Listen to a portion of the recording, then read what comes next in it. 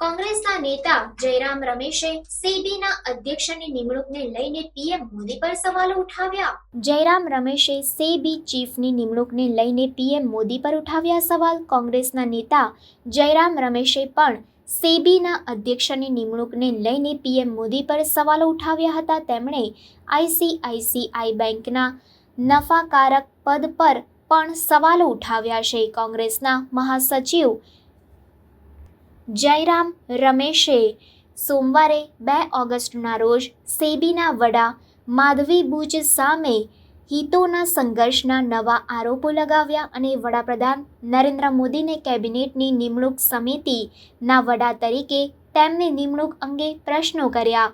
તેમને આક્ષેપ કર્યો હતો કે વર્ષ 2017માં સેબીના વર્તમાન અધ્યક્ષનો ચાર્જ સંભાળ્યો ત્યારથી તે માત્ર સેબી પાસેથી પગાર જ લેતી નથી, પરંતુ આઈસીઆઈસીઆઈ બેંકમાં નફાનું પદ પણ ધરાવે છે.